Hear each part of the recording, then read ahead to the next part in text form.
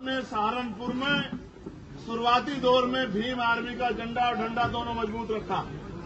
ये आपका बल है जिसने देश और दुनिया में मेरे जैसे सामान्य कार्यकर्ता की भी एक बहुत बड़ी पहचान बना दी।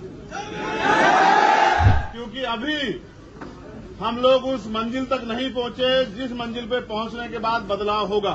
मेरी एक आवाज पे सीना तान के हर लड़ाई को लड़ा। तो अलग बात है कि मेरे हिस्से में गोली भी देवबंद में ही आई। जिन्होंने इस भीम आर्मी को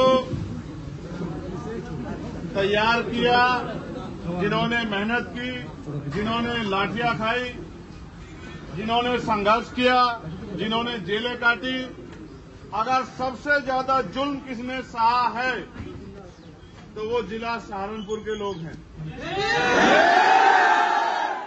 आज की आपकी आवाज जो सहारनपुर से निकलकर और संसद में गई है, इसका अगर बहुत बड़ा श्रेय जाता है तो यहां के हमारे भीम आर्मी आजाद समाज पार्टी के साथियों को जाता है।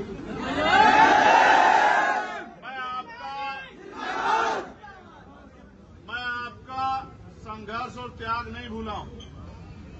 आपने मेरी एक आवाज पर मेरी हर बात को मजबूत करने का काम किया और जब जब कहीं जुल्म हुआ, देश का कोई कोना हो, आपने सहारनपुर में शुरुआती दौर में भीम आर्मी का झंडा और डंडा दोनों मजबूत रखा। ये आपका बल है जिसने देश और दुनिया में मेरे जैसे सामान्य कार्यकर्ता की भी एक बहुत बड़ी पहचान बना दी। ये अलग बात है कि आज समय की कमी हो गई है। उसका सबसे बड़ा कारण ये है क्योंकि अभी हम लोग उस मंजिल तक नहीं पहुंचे जिस मंजिल पे पहुंचने के बाद बदलाव होगा।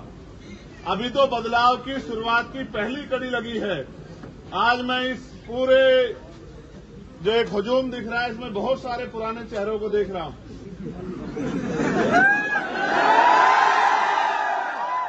चाहे वो बेहट विधानसभा वाले हों,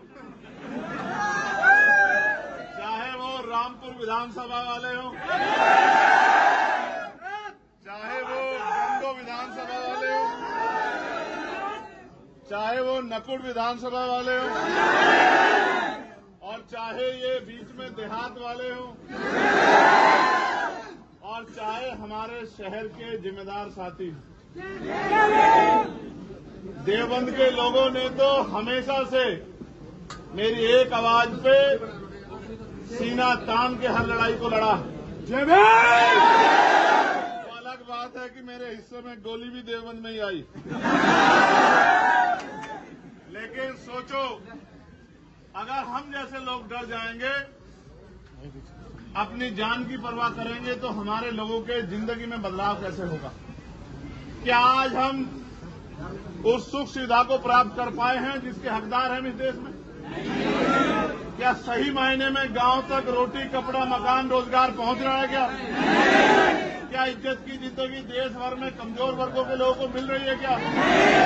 क्या बहन बेटियों पे जो जुल्म हो रहा था वो बंद हो गया? क्या